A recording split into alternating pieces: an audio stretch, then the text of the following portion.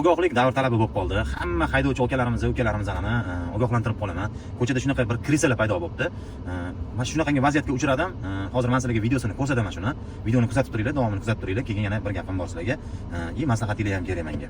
Nimaga bunaqa bo'lib bo'lyapti? Hozir mana shu joyda buni qo'yaman. Qaranglar, mana shu mashina Sparkda videoga olib ketyapti. Mana ketayotgan Spark akamizni men unga o'tishim kerak. Mana shu yerda so'rayapmanki, ruxsat bergin deyapman. Ruxsat bergin desam, men gaz bosyapti, men Sparkga ketayotgan odam. Keyin gaz bosdi, mana siqdi-da, siqib turib, mana hozir yana bitta takroran ko'rsataman shu joyini. Xo'p. Mana takroran ko'rsataman, qaranglar.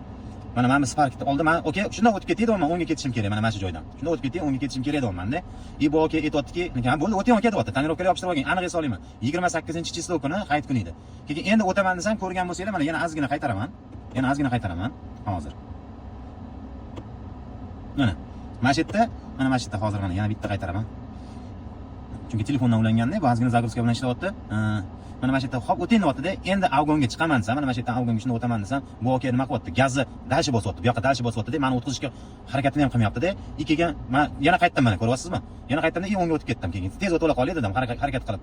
O'tib qolay dedim, o'tib ketdim. Bu aka nima qilyapti menga? Ras menga tashlayaptiki, pamtda 2 million, hozir men ko'rsataman. Endi shtraf ko'rasizlarmi? Agar 15 kun ichida to'lamasam 4 million 120 ming. 2 million 60 ming 15 kun ichida to'lashim kerak. Bu bilan nima demoqchiman?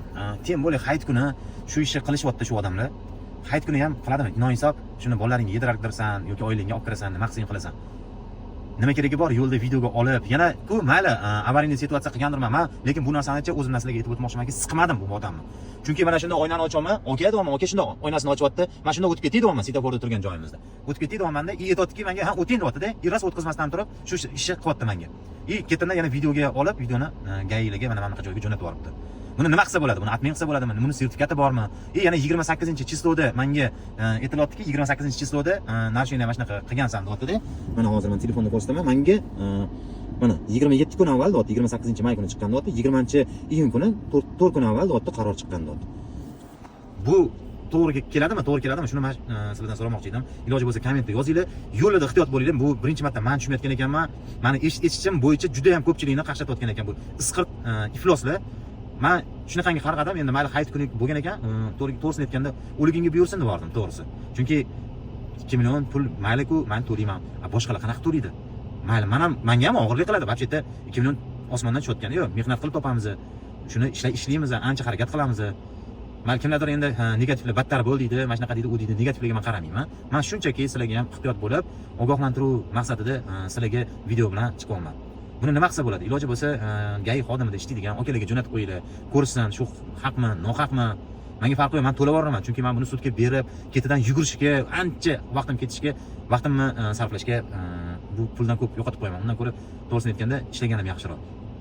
Joninglar sog' bo'lsin, kimga qiziq bo'ladigan bo'lsa, mana shu narsani mana shu akalarga jo'natib qo'yinglar. Mana shu ko'chada ko'p narsa qiladiganlarga tashlab qo'yinglar. Bilsin. Videomiz ozgina uzoq bo'ldi. Men maksimalni harakat qildim tushuntirib berishga. Agar tushuntirib bera olgan bo'lsam, rahmat kattakon hammalarga. Kommentda, like, repost qilib olinglar, shularni ko'proq odam ko'rsin-da, juda ham o'zidan ehtiyot bo'lsin. Maksimalni iltimos.